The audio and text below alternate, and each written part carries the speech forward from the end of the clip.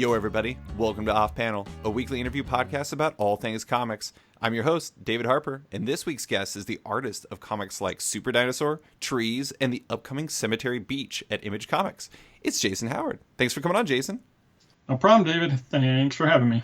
So today we're going to be diving into your work in your latest project with Warren Ellis, Cemetery Beach, but I wanted to start with a little background on you, as I feel like it's going to tie into our conversation going forward. And from what I understand, you didn't study illustration or comic art or anything like that in school, but design and graphic design.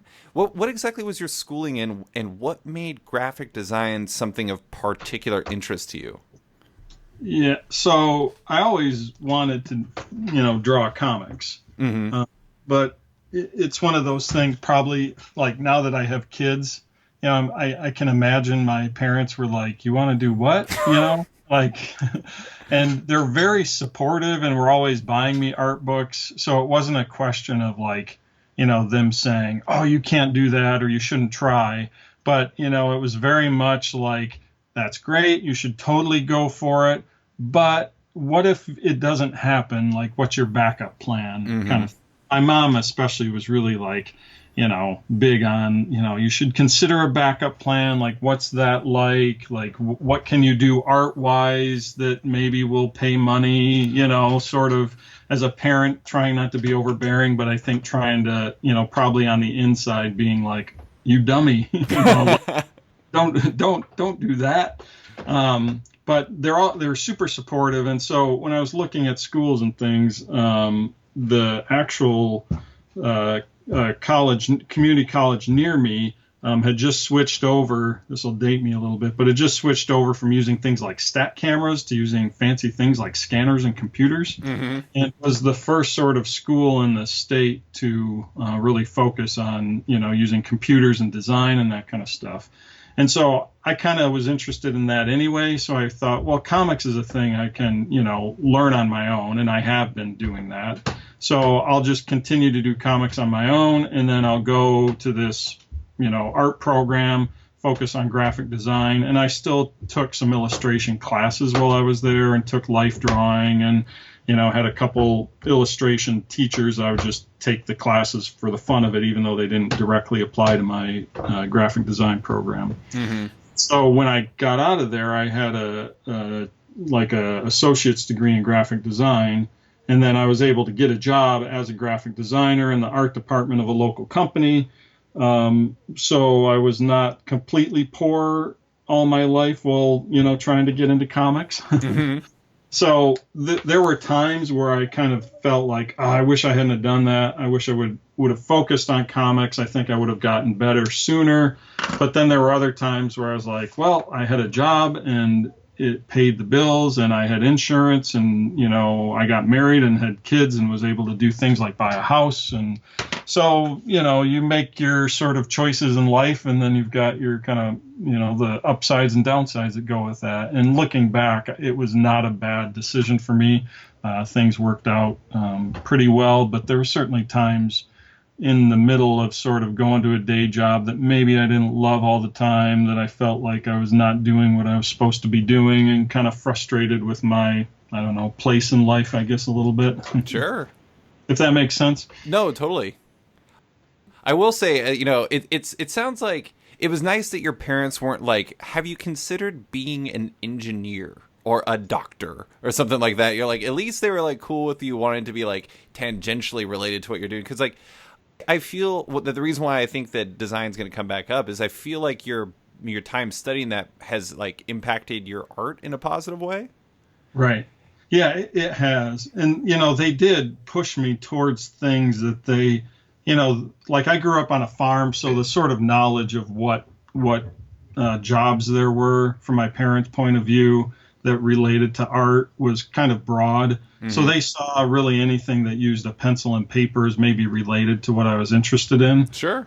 So things like, you could be a drafter, or you could be an architect, or you could be, any of these things that involve drawing. Mm-hmm. And so I would take classes, and I took an architectural drawing class in college just to kind of see what that was about. And, for me, I was like, this is kind of neat, but like I want to like design a spaceship that looks awesome. And I take this like drafting class, and we're drawing gears and measuring out the gears correctly and doing all the little notations and things. And it's like, no, I don't want it. I don't care if it really could work. I just want to draw a cool looking car, a cool looking spaceship, or something like that. And I knew it wasn't quite what I wanted. I mean, it didn't have the creative imagination side that comics really has. But eventually kind of made my way. Yeah, my wife is an architect. She's still waiting for her first opportunity to design a crazy spaceship. Not yet, though. It's probably not called on too often. Not yet, but you never know. But from what I understand, one of the things I think is interesting is like you had only done a little comic work, like you did it looked like the funny thing is I don't remember this, but you did an issue of Invincible, or was it like a pinup, or what was it? I did a pinup for Invincible that ran in one of the early Invincible issues. And then that led to me doing their Image did a series called The Pact. Right. It was 4 issues, like a little team up book. And Robert wrote one of those, and Robert Kirkman, and I drew the one Robert wrote, and it featured Invincible and Shadowhawk, Fire Breather, and then Zephyr, a character from Jay Ferber's Noble Causes book at the time.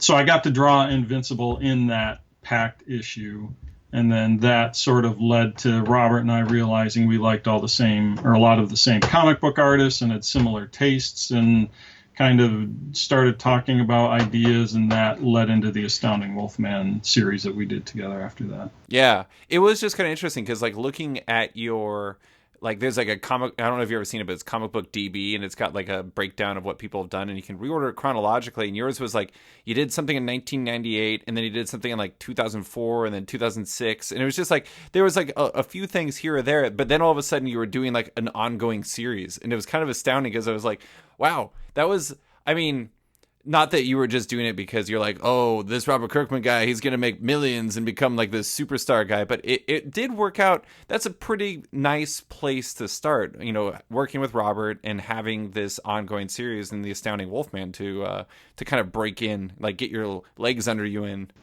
Yeah, it's one of those things. I mean, I guess if I'm since we talked a little bit about sports, I'll make a sports analogy. But when Joe Dumars left playing the Pistons and took over as general manager, I don't know. If everybody there, I'm sure, has followed the Pistons as closely as I have. But when he did, he made a bunch of really smart trades that built their championship team they ended up having with Chauncey Billups and the Wallaces. And he was making these trades for players, and they all were turning out really well. And in my mind, I'm like, well, he used to be a player, so he kind of knew these guys firsthand. And after some of that experience ran out, it seemed like his sort of secret knowledge of what players would pan out wasn't as good as it was right away. Right. And so for me, I was reading tons of comics, and I was doing little things on my own, and I was working on a series of my own that I was going to pitch to write and draw someday. But I felt I was pretty plugged into what writers were good, and so I thought Robert, like right away, I was like, oh, there's something unique in his work. He did a Super Patriot miniseries with Cory Walker. I was like, this is really good. So I was on board with Walking Dead and Invincible right away, and I'd read, all his previous self-published stuff.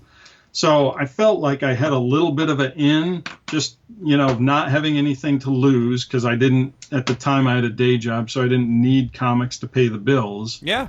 And it sort of worked out that I was able to do this Pact book with Robert, not have to worry about money. And then, it just seemed, I could see it. I'm like, this guy's really good. I can just see it in his work. Like he had something that I wasn't seeing in other writers at the time.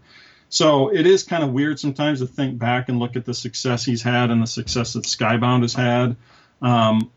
But at the time, like it didn't seem weird to me, because I was like, oh, for sure, this guy's really good. Of course it's going to end up like that, which is a weird thing to say in hindsight, because I would have, it's not a thing you can, predict. But I don't know. It was just kind of one of those things where I felt like I could just see it, and I was a little plugged into, seeing that. Yeah. Or whatever. I'm going to make a really cruel analogy here, but I mean, if you're the Joe Dumars in this situation, you recognize the talent. So you basically, it was like if you chose Carmelo Anthony instead of Darko Milicic. Listen, that was his one big mistake, and yeah, that's haunted us all along. I'm sorry. We could have had Dwayne Wade. I'd rather Wade than Anthony. I forgot. I forgot. Darko is second, so it was Wade, and then it was Anthony, then Bosch. But okay, yeah. I'm sorry. At least you got the title. You got the title. Yeah, we got the title, and then not much after that. So before we dive into Cemetery Beach, I did want to ask actually one other question, because one thing I think is really interesting about this career is you've done very little 100% like Marvel or DC for hire work, but almost everything like substantially done has been in the creator-owned realm, and weirdly almost maybe even exclusively basically with Robert Kirkman and Warren Ellis. Why is that? Is that just a personal preference thing? Is it how it worked out, or what? It's a little of both. I mean, I think it'd be easy to say, that sort of, what's that, survivor bias, that people talk about. And so it'd be easy for me to say, oh, it's only creator owned, and I only wanted to do creator owned, and so I've only done creator owned. That's not completely true. I would have loved to do a series at Marvel, and, I was working at the day job. I was regularly sending them samples. Sure. But I had sort of reached a point, and maybe because I was a little older, where the thing that inspired me about comics was all the early Image guys doing their own books. And that's really what I wanted to do in comics. Mm-hmm. And I always saw it as sort of a path. You work for Marvel or DC, and then eventually you get to do your own book. And when Robert and I started talking and we began doing stuff together, I was like, oh man, I'm sort of doing, a step or two ahead of where I thought I would be doing. And I'm able to, be involved creating characters and all that stuff right away. Mm-hmm. And that spoiled me maybe a little bit, where I really like that part of the process, developing the book, developing the look, developing the aesthetic for the book. So a lot of it now is that stuff's really appealing. And then the other part is, at the time, Marvel and DC weren't offering me work. So, you take what you get and you build on what you have. And that was, a big part of that too. Mm-hmm. This is kind of a weird analogy, but it's like, this is in no way disparaging for hire work. And I know people who do it, who love it. And I support it too. I read I have a bag full of comics I bought today that were from Marvel and DC. But in a weird way, it's kind of like, because you wouldn't be able to do like the crazy spaceship creation or create your own characters in the same way that you would on an Image book. It's like, in a weird way, you could look at Marvel and DC as like kind of like that architecture direction where it's a little bit more rigid and it's a little bit like less pure creation for you. And like going this way is kind of more fully embracing what you envisioned for yourself early on. Yeah, maybe. I guess I can't speak for it fully, not having been in that. I mean, I do see a lot of books that feel like, hey, these creators are really bringing their all to this book. Sure. And, it may be a Marvel or DC book, but it feels like the creators are really putting a lot new or a lot of themselves into it. Totally. So I hate to make like generalizations, but, it is neat to be able to say, whatever this book is, me and Robert or me and Warren are the ones who came up with this, and it is what it is because of what we did on it. And I don't know, there's something really cool about that. That is. So let's talk about your latest creation, Cemetery Beach. It's your new comic at Image with your Trees collaborators Warren Ellis and Phonographix. For listeners that don't know, it's about, as the solicit says. I tried writing a synopsis myself, but I realized I couldn't do better than the actual solicit. So a professional pathfinder and his only ally, a disaffected young murderess, break out of a torture cell in pursuit of his worst extraction scenario ever, escaping on foot across a sprawling and secret off-world colony established 100 years ago and filled with generations of lunatics. You sent me the first issue. I've read the first issue, and I absolutely loved it. Oh, thanks. I love how it starts like totally in media res, drops you in there and explains things really quickly, right in like the first couple of pages. But let's talk about its origins. You guys were taking a break from Trees as Warren works on the TV show. How did Cemetery Beach come together? Warren and I were kind of emailing about things we liked, and one of the things I had wanted to do on a little break from trees, we had finished volume 2, and Warren was taking some time to work on volume 3 and on some other projects. And I guess Warren has said trees is a harder book for him to write. It's a little more, I don't know, thoughtful maybe of a book. And so I wanted to do something where I could lean into more action, more comic book dynamics, really push that kind of stuff. Mm-hmm. And so as we started talking about things, I would send Warren reference images that I would just pull off the internet of things that I found inspiring, like this kind of stuff or that kind of stuff, and photos, different things. And that led to us coming up with Cemetery Beach. The initial kind of pitch from Warren was very similar to that, what you just read, where it's like this off-world colony that's kind of gone mad, and, our characters are stuck kind of in it, trying to escape, get back home. So yeah, that's kind of where it all started. Mm-hmm. So what exactly what was it that appealed to you about this project? Was it nice to kind of change up that pace? Because like I said, it does just kind of shoot out like a rocket from the crypt. It just gets going. Yeah, and Warren sent me that open, and I was like, this is great. Like, as kind of a storyteller, creative person, I often have ideas for stories. And a lot of times it's easy to get bogged down in a muddling sort of setup and, basically a story that's not interesting to see, Mm-hmm. like it's a comic book. Why are we wasting pages with a lot of things that aren't cool? Right. Like let's get in there, and just having it open as immediate as it does and then get us right into it, I think really set the tone for the type of story we're telling. And, was just got me excited about it right away. And then I love drawing like old rusty tech kind of things. Mm-hmm. So this is a perfect world for me to lean into that. Sort of the aesthetic of the world is they had this, they were founded from a rocket ship that was sent up in like the 20s or 30s.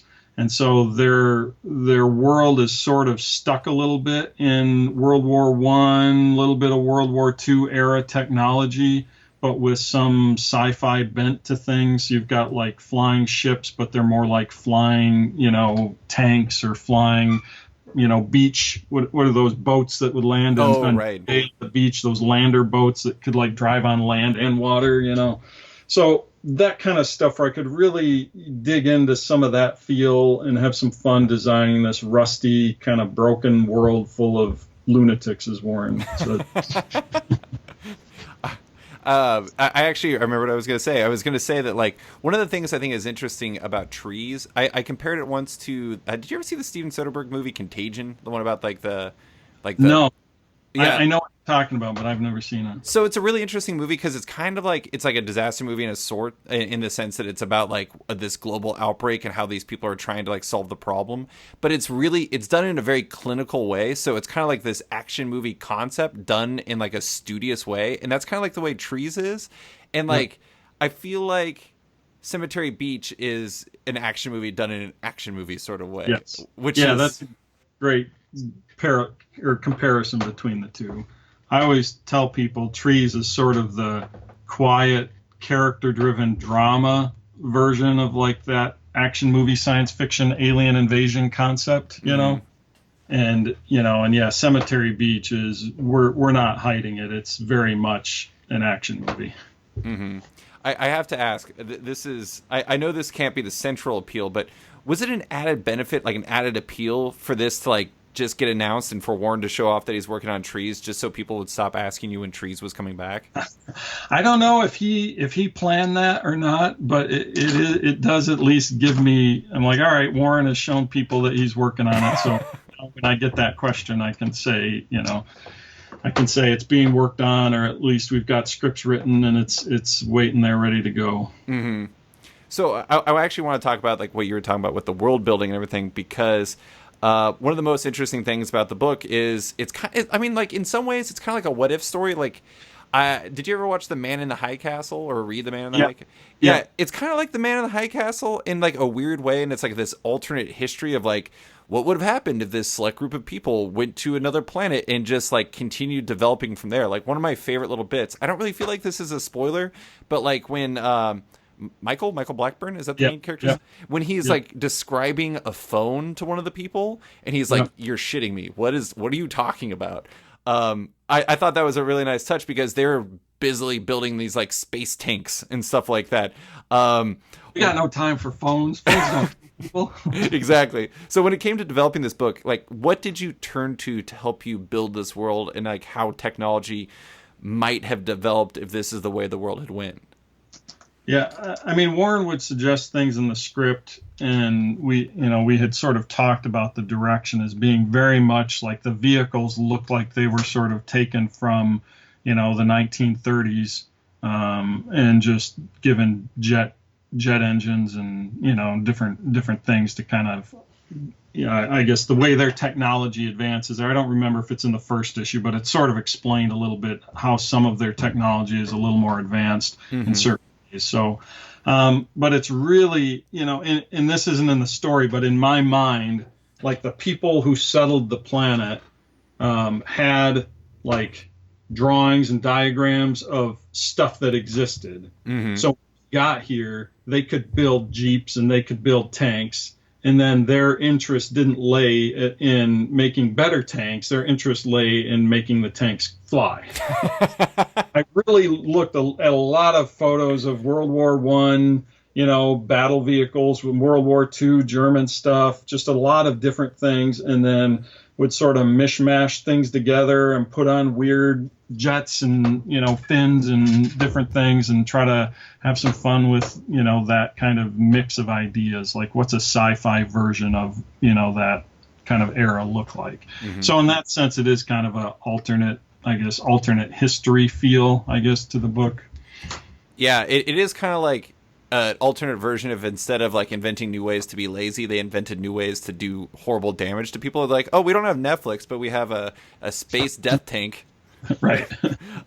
So between this and Trees, you have like an unbelievable amount of opportunity to world build. Is that part of the job something that you, as an artist and as a creator, really appreciate?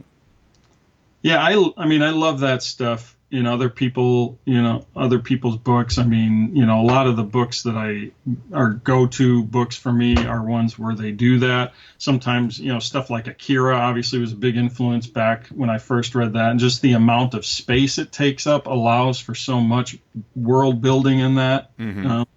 But even in things like, you look at something like Hellboy, and he's doing world building, but through a character. Like there's not as much. I mean, there is world building, but especially the early stuff to me felt very much like we're following this character and we're getting the world through his experiences in it. And I really like that stuff too. And hopefully that's something in Cemetery Beach, maybe a little more, where we're following a really simple, driven set of characters through this world, and then we're building the world through their experiences in it, not so much sitting back and sort of exploring the world, but maybe running through it, setting things on fire, and seeing what the broken parts look like as we go by.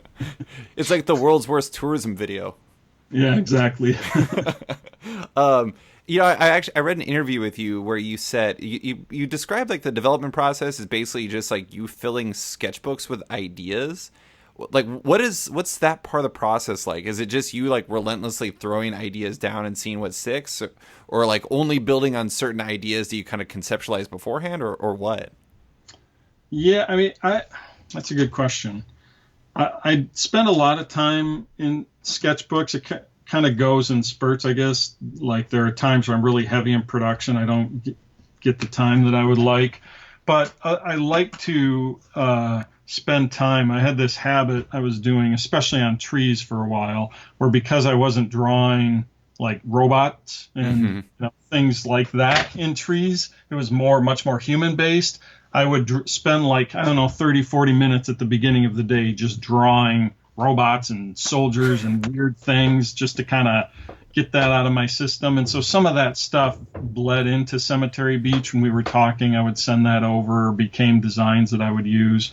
And then a lot is just inspired by Warren's comments. I mean, in his scripts, he'll write things that are very, and I've said this before, but they're very prose-like, like just his wording.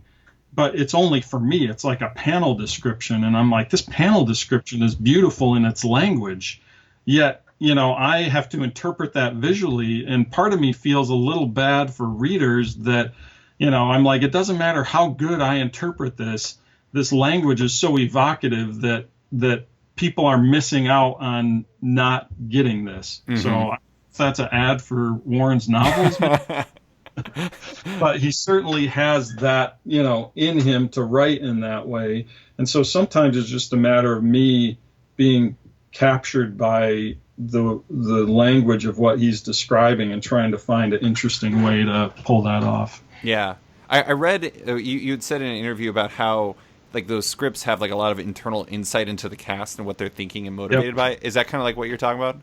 Yeah, that's part of it. He'll do things like, this person is, there's a couple in Trees, I don't have them off the top of my head, but he would give insights into why someone was feeling a certain way in describing them being mad. He's like, they're mad, but they're not mad at him. They're mad at this other person for this reason. And, so he's describing their expression with all this.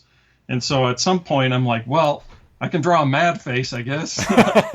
But it gives you that sort of sense of like, all right, like this is this person. So maybe in that facial expression, I can't capture all that nuance, but maybe in the next panel, the way they're standing or the way they're looking at a person or not looking at a person is informed by the way he's described that character in a previous panel description. And I think that's one of the things, for me that I really like about Warren's writing is he does have an insight into the characters, where it's not just cool stuff or cool weird things or whatever. It's there's a character insight there that I really appreciate. Yeah. I was going to ask, I know you have, I'm sure you've been asked a million times of what's it like working with Warren Ellis? But so I'm not going to ask that exactly, but I mean, it is interesting. Like you guys worked on Scatterlands, you worked on Trees, and we'll work on Trees again. You're doing Cemetery Beach. It sounds like you really enjoy like the insight that he brings, but also like the world, like just like the ideas, obviously. But I mean, what is it about working with Warren that you feel that just clicks? Is there like something about the way you both approach story that just jives together? Sometimes, like, and I don't mean that in a bad way, but Sure. on Cemetery Beach, I think my natural sort of tendencies and the story he's writing fit together really well.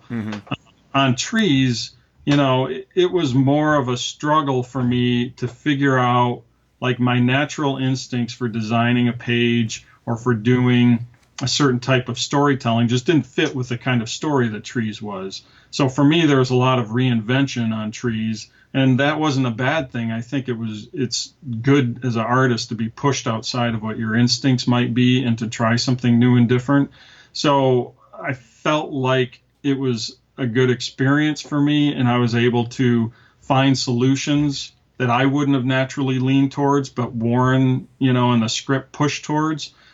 So I think that might be that thing people talk about in comics where you've got two people and they're coming at it from different ways, a writer and artist, and you end up with something maybe a little different than either of them would have done on their own. And for me, I kind of felt that experience in Trees, where it felt like I was bringing something different and I was being pushed to do something different and new and, kind of outside of my normal, I guess, range on things. And I've forgotten your question. No, I was just asking about exactly what makes you guys click together. But I mean, I do think that's one thing that's interesting about Trees is how, I mean, you did Scatterlands too, but you were coming off of Super Dinosaur and you went through a stylistic change going into that to a degree. And so it's like, not only were you trying to like fit in this area that's like outside your comfort zone, but you were also kind of taking a new approach to your art. So it seems like Trees was definitely like I don't know, not to make this sound like a Lifetime movie, but like a finding yourself moment. Yeah, it was a little bit. And it was, I'd done I don't remember how long I was working on Super Dinosaur. I mean, I drew 24 issues, but it was longer than 2 years that I spent on the book. And I love Super Dinosaur, but there's a certain tone and a certain type of story and a certain way that I was approaching that I was ready to do something new and different. And, I mentioned my sketchbooks earlier. That sketchbook stuff led directly into the look of trees, where Super Dinosaur was very tight and clean and crisp and open and, easy to read. And my sketchbook was filling up with things that were scribbly and scratchy and looser and, much more, kind of cracked and broken and sketchy pen lines and just different things that I wasn't doing in Super Dinosaur, and I felt I needed an outlet for. And when we started Trees and in reading Warren's scripts, it just felt like that approach fit that sort of world he was creating in Trees, where things are kind of dirty and we're following characters that aren't completely good and the world is kind of broken. And, I wanted the art style to reflect that. So it felt like a good fit. And then creatively, I was ready to, do some things that were different, artistically than what I'd been doing to that point. You did get a lot more robots in Super Dinosaur, though. And it sounds like you do like robots. I mean, listen, who doesn't like robots? Like robots and spaceships, comic books, that's what they're for. So yeah. So I do want to talk about your process and like really how you work. So let's like flashback all the way to issue 1 if you can. Once you for Cemetery Beach, once you get the script from Warren, what's your process like from getting that script to getting through colors and like handing it off to Phonographics? I get the script and I sit down and read it, and I try to read it just as a fan first, like, try to capture whatever would hit me in the story if I were reading this, as a comic book I just bought off the shelf. So I just read through, get a feel for it, and then I'll go back through it, if time permits, hopefully like a day or two later, and I'll clear out some space and time, and I'll sit with a script and a pen, just like those little Pilot gel pens. Sure. Just one of those little clicky pens, and I'll just sit there with a pen and a script and a piece of paper, and I'll start thumbnailing pages that are, it's like an inch wide, little comic book page, just a small little thing, just to figure out, the panel placement, what's the cool image of the page, what's the storytelling look like, how's that all break down, and I'll go through a whole issue and kind of pen thumbnail it out. And then I'll take those thumbnails and then I'll do digital layouts. So I have a Cintiq, and then I'll draw those at the correct proportion. Pretty rough drawing, but still, like, you can tell it's a figure and you can tell it's a face, and I'll give indication of buildings and things.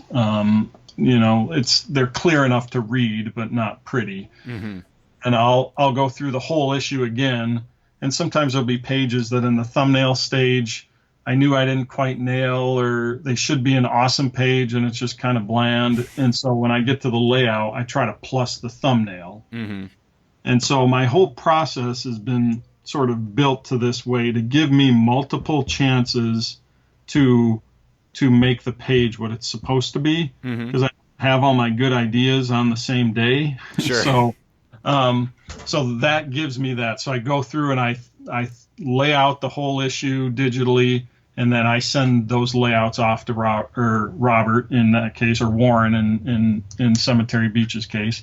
And if Warren had any comments, he sends those back. He's usually very hands off with the art. It's kind of like, hey, I write the scripts, and then you do what you want with the art. And that's really freeing as an artist to kind of have that. It also can be a little stressful where you're like, okay. And then once I hear back from Warren that he likes it, then I'll go through and I like to pencil the whole issue. So I'll take those digital layouts and I'll lighten it so it's, barely visible. And then I'll do a tighter drawing over top. And sometimes my layouts happen to be tight enough where I don't need to do much at all. And sometimes I need to rework the storytelling of the page. Again, it gives me another chance to try to get the page design and storytelling how I want. And I'll go through once I'm done penciling, and then I'll print the pencils off onto comic book paper, and then in light blue, and then I'll ink the issue, scan it in, have the pages flatted, and then go through and color the issue. And as I say it, it's a lot of work, man. It really, I mean, so wait, do you ink traditionally? Yeah. Okay. Yeah. Well, is that just like a feel thing? It's just like it's harder to recreate that digitally?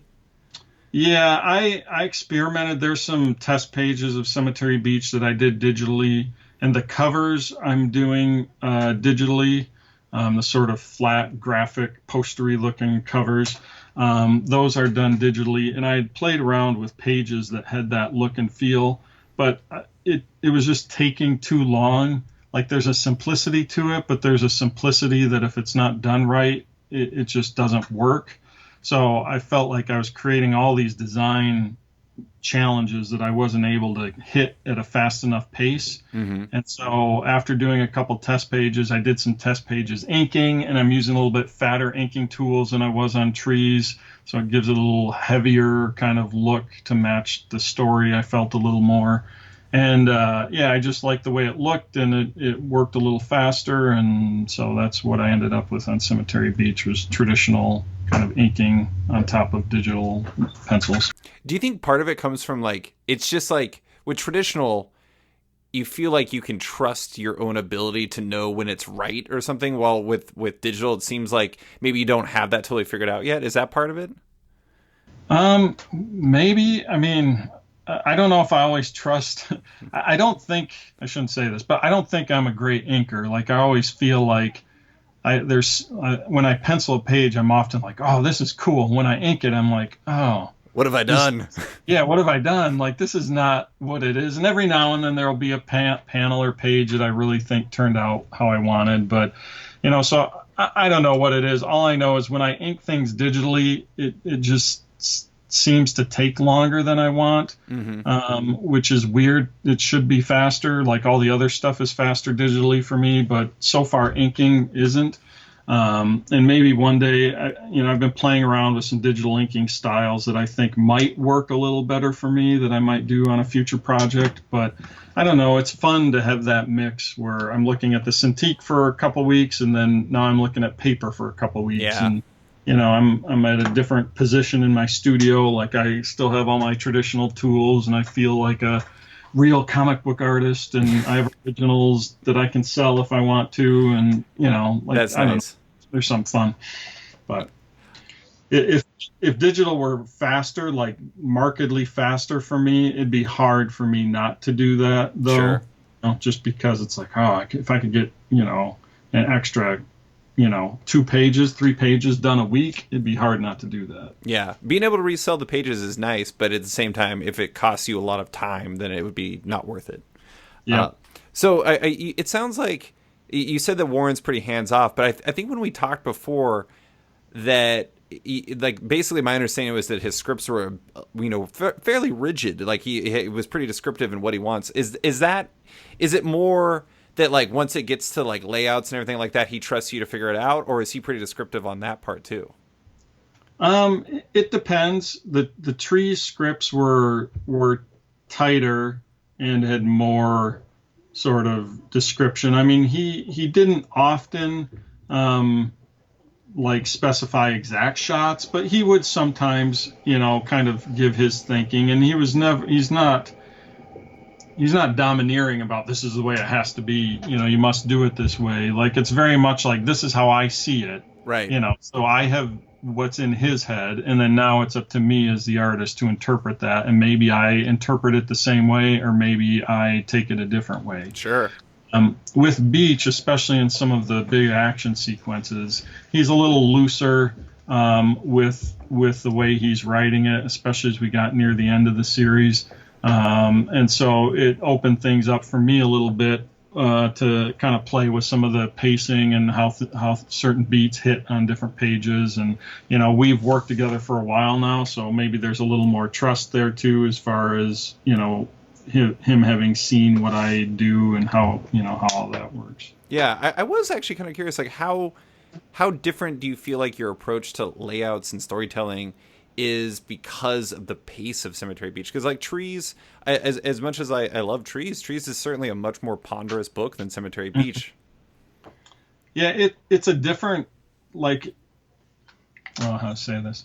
So with trees, I was often thinking this scene is an emotional scene or is a moody scene, but is not intrinsically have something cool in it, for lack of a better word. So how do I take this scene that's a character walking along a pier and make it as a comic book page something appealing that is going to be fun to look at, enjoyable, tell the story, accentuate the mood and tone that Warren has in this scene, hopefully. So my challenge was often that challenge. With Cemetery Beach, it's often like, this is the coolest thing ever happening in the script. So how do I show that in a clear way that we feel all the energy that is supposed to be there? So it's like a different sort of exercise in I guess how to interpret that. Interpreting. So. I really love what you came up with. Well, I have no idea what the script looked like for this, but I love what you came up with for the 2-page splash in the first.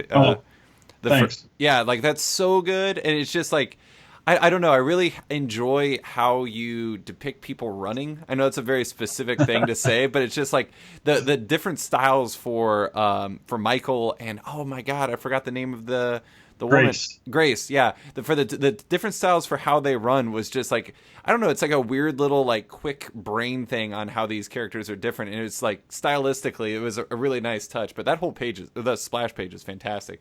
Thanks. Yeah, that was really fun. I love doing big environment shots. Yeah. It's been a thing that I've really been into the last few years, where I feel like there's so much comic book DNA in like the big muscular Kirby style hero coming, punching right out at the camera, and I love that stuff. But there's also something in a tiny figure in a huge space and having a double page spread of a big thing or big environment and tiny figure to really get that sense of scale and scope. And I don't know, there's something really fun about that for me artistically that, I love when I get chances to lean into that kind of stuff. Yeah. One of my favorite parts of the first issue, and like I feel like all these things are not really spoilers. I mean, they're things that happen, but there's this one panel you do in like a little action sequence featuring Grace where she kicks somebody in the face and it's yellow in the back. Yeah. And it's just like it's all silhouetted. You can't really see any details. And it's just like such a nice little moment, but it's like very small and very, I don't know. The paneling kind of reminds me of like manga in some ways and like in the way you approach it. It's a very nice moment. There's certainly a lot of that in my artist DNA, I guess. Some sneaks out. So I just have a couple more questions about art. One really quick one. I was looking through your Twitter, and one of the things that really astonished me was like how you mentioned earlier, like your layouts are pretty scribbly. Like how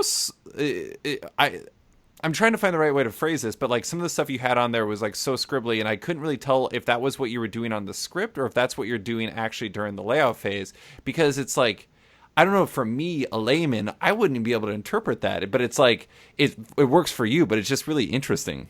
Yeah, it probably would have been a thumbnail, like with a pen, just on a piece of paper.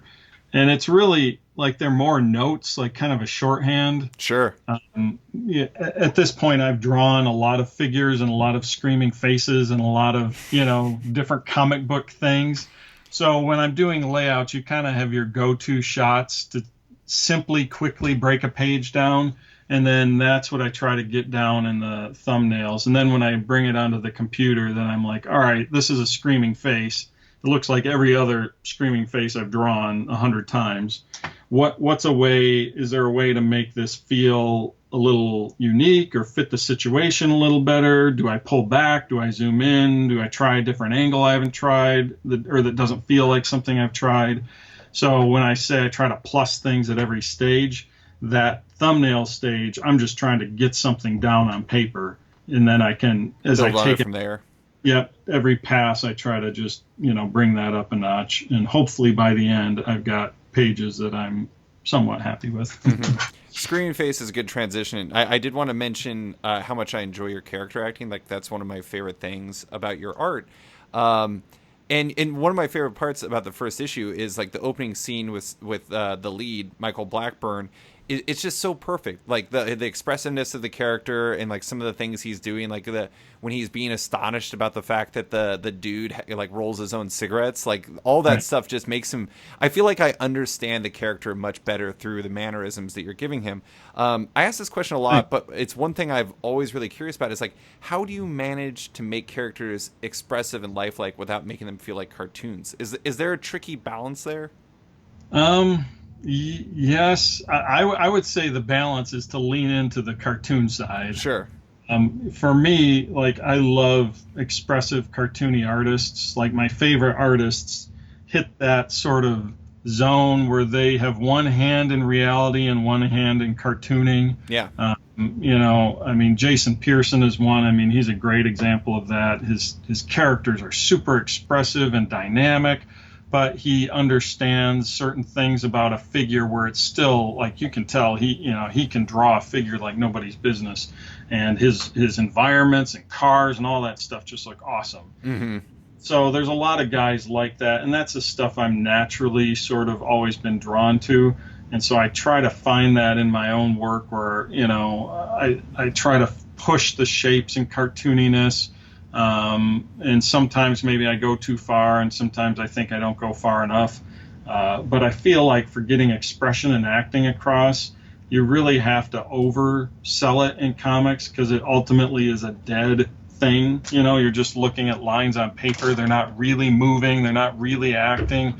So to get a little bit of sense of that acting, you have to kind of oversell it, and for me cartoon and stretch things out a little bit, but I'm always wondering if I'm doing it as well as I could be. Well, it's kind of like with coloring. It's just like one thing I really appreciate about your colors in like that one I was talking about where the background's all yellow and the characters are all silhouetted is a perfect example. It's like if you colored that realistically, it would have been really boring. But Right. the way that you colored it made it really pop. And just like with character acting, it's like you have to, like you were saying, you have to make these characters stand out. I do think that there is like maybe a line that you could go too far, but at the same time, it reads as expressive to me, and these characters feel alive because of that level, maybe the step beyond the level of comfort most people would be in. But I don't know. I think it's great. But so one I want to ask about colors really quick. Sure. Really specifically. Cemetery Beach has like a perpetual like purple hue to it. Why is that? I think I like purple. I've noticed that as well. That must be a subconscious thing. When it comes to color theory, I like the way purple works with a lot of other colors.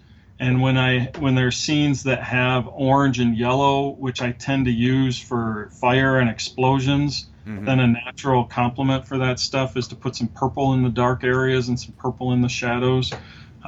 So I was coloring issue 5 last week, and I was aware that I'd been using a lot of purple. So there's a couple sequences where I'm like, all right, I'm going to go through this. I'm not going to use any purple if I can help it, because it's just one of my go-to colors. But I really dislike realistically colored comics. I feel like, and not to sound preachy, but I'll say it anyway, and hopefully people can take it with the spirit that it's intended. But the point of comics is communication. Mm-hmm. So we're not creating a world that's real. This is not reality. The story is telling a thing, and the stuff we do in the art needs to accentuate the mood or the tone or the storytelling and make it clear. And so when we're making things clear, we make choices like, leaving out backgrounds and exaggerating it, expressions and a lot of that kind of stuff. And to me, like when I see artists who totally understand that, but then they get colored realistically, I'm like, no, you lost it. Like, you went all the way to the art where you're like, I'm making this face expressive and it's not real. It's communicating the story. And I'm making this figure unrealistically dynamic and it looks so awesome, because it's selling how powerful they are. But then I'm coloring it very realistically. We've not totally communicated that. And I think color is such a powerful tool. And there's so many colorists who are great and do it really well, where, the color you leave out a background, just make it white, the character pops, it's not realistic, but man, it really sells that moment. Or you make it all red to, communicate a feeling or a mood, or, whatever your color choice is should come from a place of communication and design and accentuating the story and the art. And sort of your last consideration should be, what does a tree look like in real life, and let me color it that way. Yeah. So I don't know. That's my color soapbox. But I feel like that fits into your desire to draw spaceships and robots and everything too, because it's just like, I don't know, you don't get into comics so you can do everything, so you can draw a very nice shed. Like, right, sheds are boring. Who needs a shed? You want to do things fun. I will say that you do, no spoilers again, but there's one moment in the first issue when Michael is making his escape that where you drop out the backgrounds and it's just pure white, that is just, ooh, it's perfect. So good. Oh, nice. Last thing, I did want to ask about your covers. Last thing about process. I'm a big fan of your cover work, both on this and Trees. It's very unique, and it feels more design-oriented rather than a typical drawing-based comic cover. Yep. Cemetery Beach is no different, as the first cover is kind of like a composite of like straight drawing maps. And like, is the building a photograph, or did you draw that? I can hardly. Yeah, the covers are basically half photo collage, half drawing. So like on the first issue cover, there's a lot of photo in the building area and then some drawing on stuff. And, it's a really fun process for me on the covers, because I'm not exercising like pure drawing muscles to solve the problems. I'm trying to come at it from a little bit more of a design place. Yeah. And trying to simplify elements and get things to read and feel balanced and get a certain kind of aesthetic that I feel like fits a tone for the world. So it's really fun for me to do covers like that, because when I'm drawing pages, again, it's a different set of muscles. So when I come to a cover, they say like a change is as good as a break, Mm-hmm. It's like, all right, I'm using different muscles. It doesn't feel like I'm just drawing another page today. It feels like I'm getting to do something fun and different from what I would normally do. Yeah. And I try to picture my cover designs, at least on that stuff, as, well, what if I was hiring a really great sort of book designer to design my comic book covers? Mm-hmm. I might not be a really great book designer, but, I can try to stretch those muscles and push myself in a way that I might not push myself if I was thinking about it like, a comic book artist, and let me, draw a cool picture of somebody jumping, Mm-hmm.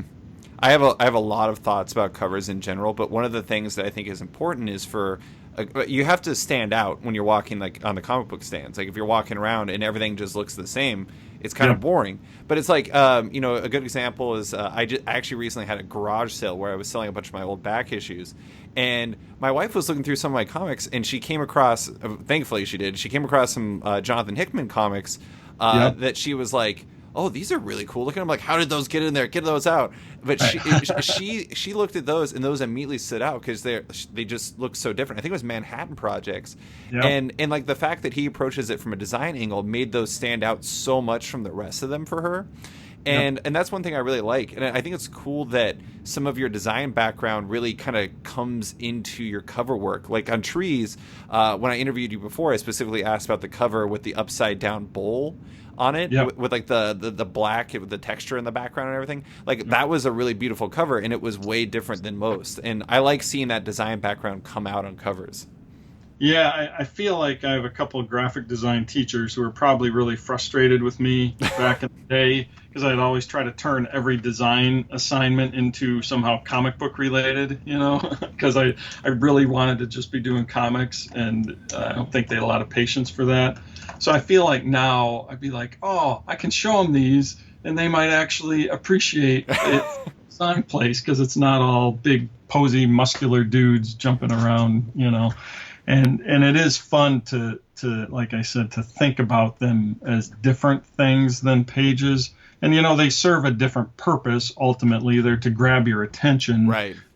So if that's their point, especially with Cemetery Beach, I'm trying to be very graphic and very black and white, and, just, make them something that is, hopefully very attention grabbing.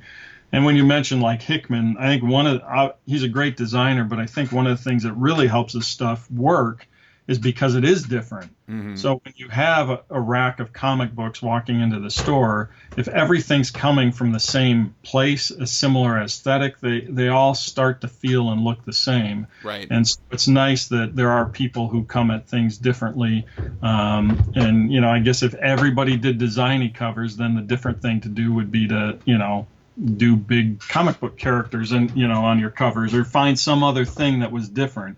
But there is something about the different that I think is a big appeal, to try to get things noticed and, you know, again, explore creatively something that you haven't done before. Yeah, it's a break from the homogeny that's important. I mean, in that there's nothing wrong with superhero. I love it. Like all those, like the drawn stuff is great. But at the same time, it's like when something stands out because it's simple. Like Paper Girls is a book that has a really nice, simple, like like I love the colors that they do on those, and like the combination of design and Cliff Chang's art, line art is just phenomenal.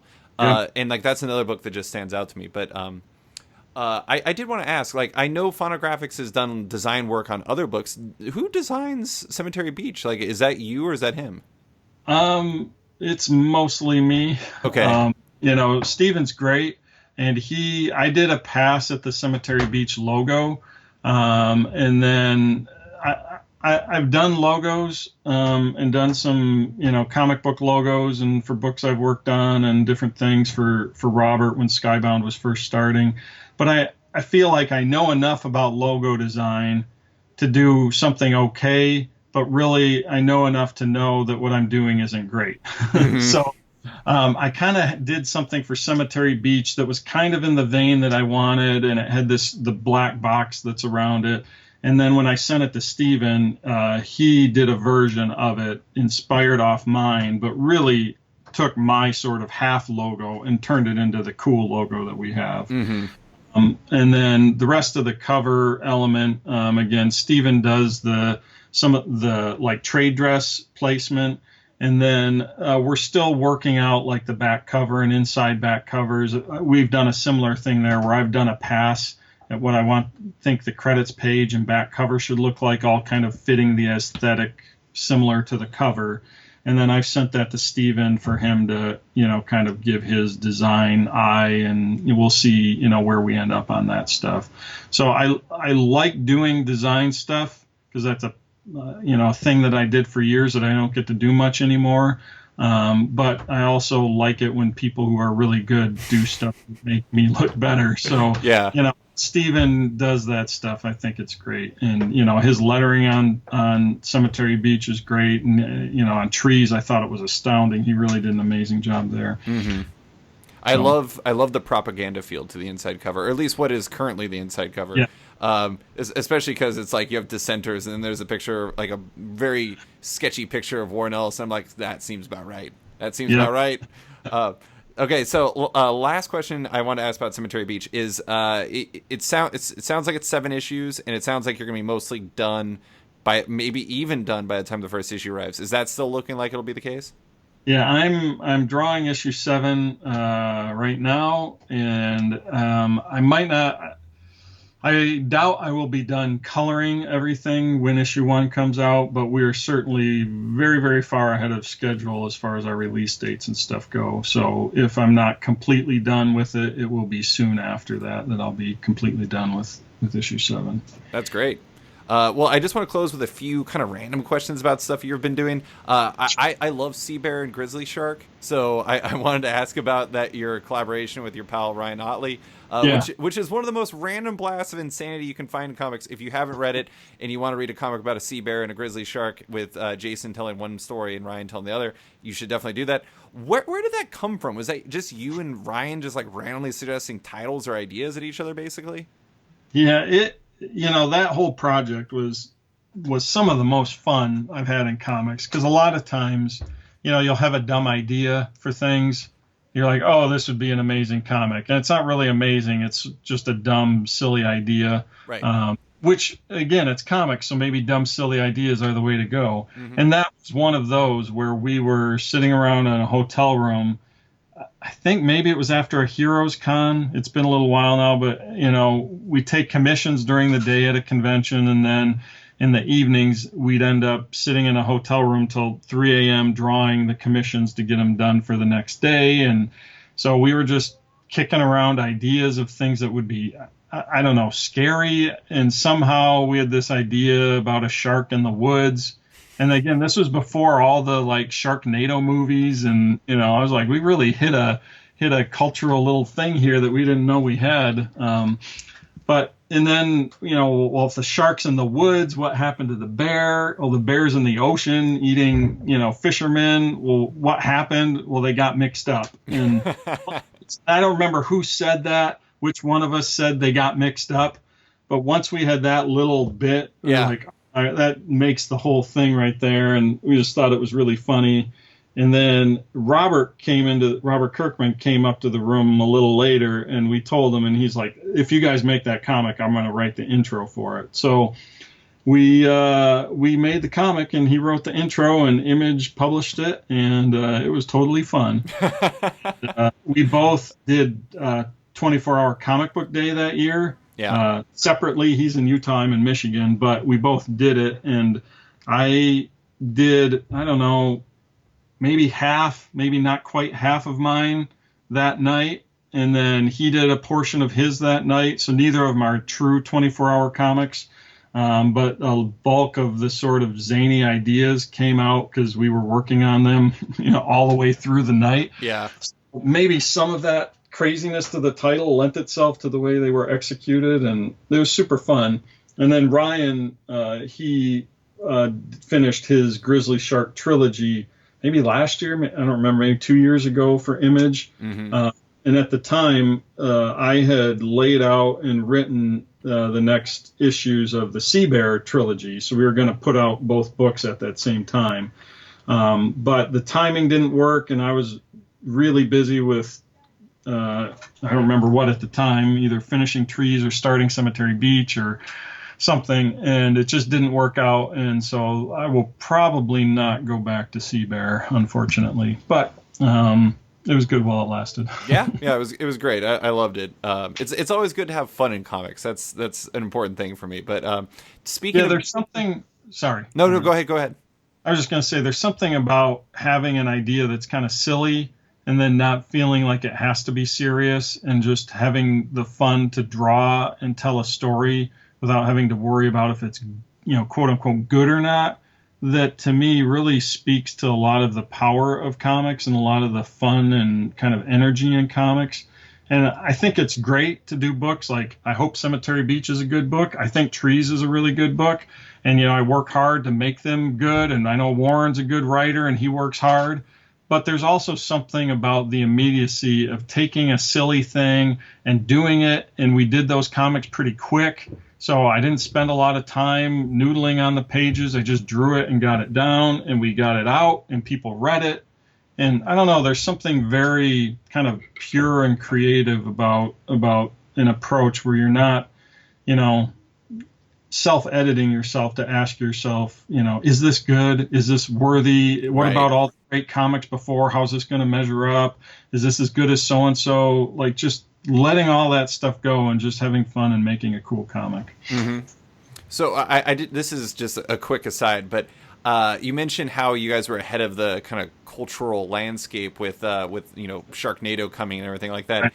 I do have to ask, what was your reaction if and when you saw the movie Arrival? Were you like, this is us, we've done this is Trees? Movies take a long time to make, so I'm sure it's one of those things where it's, it was in production long before Trees came out, but and it's from a short story too, but yeah. Yeah, so I don't think they ripped us off or anything. Certainly the sort of, I guess, big ideas that we were playing with, some of those were there, and some of the visuals that I thought were really cool. I saw, in some of the shots from Arrival, I was like, oh man, that would totally be a Trees panel right there, Big wide landscape shot with this big alien thing sitting on a hilltop in the background. Right. So I think it's just one of those things where whatever was in the sort of pop culture air, we all kind of tapped into that thing. And but I thought Arrival was a great movie, and I love it. Certainly aside from some visuals, it's very distinct from Trees, and so they can both coexist. I'll allow it. That's great. Okay. Last question I wanted to ask about. This is super random, but when I interviewed you before, I never followed up on this. One thing you said you particularly like drawing was snow, and I thought that was really funny. Why is that? Is it because it's like the absence of drawing, or is there something you actually really love about drawing snow? There's a snow scene or a snow setting in Trees, and I that was there because I had told Warren I really wanted to do a snow environment. Mm-hmm. And then again in Cemetery Beach, we ended up with one as well, where I was like, oh, we need a different environment. Oh, we've got a snow environment now. And there is something fun to play with, the way things fall into snow and come out of it. If the ground is covered in snow, and you can do things with the color. I don't know. It's just a fun starkness. Maybe it's the sort of lazy side, which is like, oh, I don't have to draw as much of a background because there's snow blowing back there, and it would obscure anything you would see. But I don't know. It's just it's fun, and from a coloring place, you've got the whiteness of snow, so you can kind of push that graphically if you want to. Yeah. Just play with how different colors pop off the white. In Trees, the guy had a orangish colored like jacket, like snow parka thing, and I thought that really popped well off the white and cool blue of the snow. And so it's just a fun thing. And probably when we talked before, whenever I said that before, I was probably in the middle of doing that stuff and really loving it. So it is funny because it's like I never really thought about the white space element, like the negative space, and how you could play with that. But did you ever read there was a comic called The Valiant that Paulo Rivera did the art for with his dad, and it was like where Ninjak is in the snow, and he like gets up and it's all back. Oh yeah. Oh my god. Like, and it's even like resting on his blade at the exact same height, and like I don't know why. It's funny that's like this one panel that is like eternally tattooed onto my brain, but like it's brilliant. Like I was like, oh, it's one of those things like I wish I would have thought of that. Yeah, that snow on the blade, the shape of him is kind of in the snow. So you're like, and it totally gives you a sense of the place, because you're like, all right, this isn't like super cold powdery snow. It's like snow at that sort of packing temperature where it's wet enough to stick together a little bit. Yeah.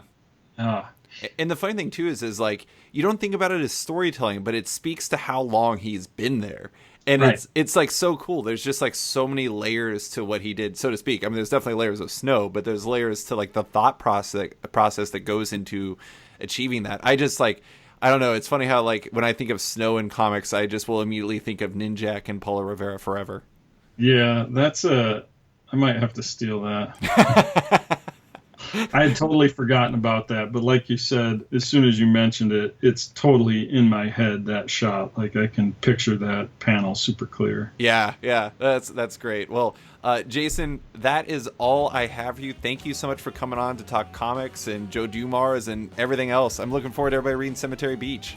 Hey, me too. I hope people like it. And I talk about Joe Dumars all the time. Thanks for listening to this week's episode of Off Panel with artist Jason Howard. You can find him on Twitter at @TheJasonHoward, on his website at jasonhowardart.com, and in the upcoming Cemetery Beach, which arrives in comic shops everywhere on September 12th. If you're a fan of Off Panel, make sure to check it out on Patreon. If you back the show on there, you not only support the show, but you get early access to each week's podcast, access to exclusive written and audio content, and more. Also, don't forget to subscribe to the show on iTunes or Stitcher and give the show a rating or review while you're at it. You can find the show on social media as well. Like it on Facebook at /sketched, that's SKTCHD. Follow it on Twitter at @sketchcomic, or follow me at @slicefriedgold. Big thanks to all my existing patrons, including Greg Lockard, Kokachi, Phil White, Ben Becker, Sean Pinello, Kent Heidelman, Philip Sevi, Al Ewing, Ryan Alcock, Nick Michelin, David Kelly, Robert Wilson IV, Nick Paletto, Dylan Campbell, Owen McCready, Brendan Fletcher, Michael Garland, Gary Maloney, Jonathan Nelson, Matthew Groom, Jason Assey, Mike Gillis, Adam Bogert, Xavier Files, Maria Schweitzer, Matthew Taylor, Tyler Turner, Dan Guarino, Nick Patera, Jacob Sorelli, Ford Gilmore, David Baraldi, Evan Blazer, Brian McRae, Ira James Udaskin, Henning Allers, Modern Magic Stories, Nick Hall, Bruno Batista, Abraham Reisman, Bobby Angus, Bjorn Basin, Darren Neely, John Hendricks, Steve Anderson, Phil Nall, Ian Maxfield, Cliff Chang, Benjamin Shipper, Colin McMahon, Chris Palmer, Maxwell Schmidt, Scott McGovern, Nathan Fairbairn, Kat McKenzie, Lou Iovino, Nicholas Kesslake, Greg Rucka, Ryan Mail, Adam Highfield, Nicholas Gardner, Andrew Corkin, Fiona Staples, Chris Morris, Chris O'Halloran, Mark Abnett, Mike Murphy, Michael Shirley, Tom Barnett, Jim DeMonacos, Norbert, Nick Lowe, James Kaplan, and Mission Comics and Art in San Francisco. You guys are all the best. A quick thanks to the band Wolfpack, whose excellent track Outro from the album Volmilch opens and closes the show. Give them a listen as they're totally rad. Thanks for listening, and look for another episode in a couple weeks.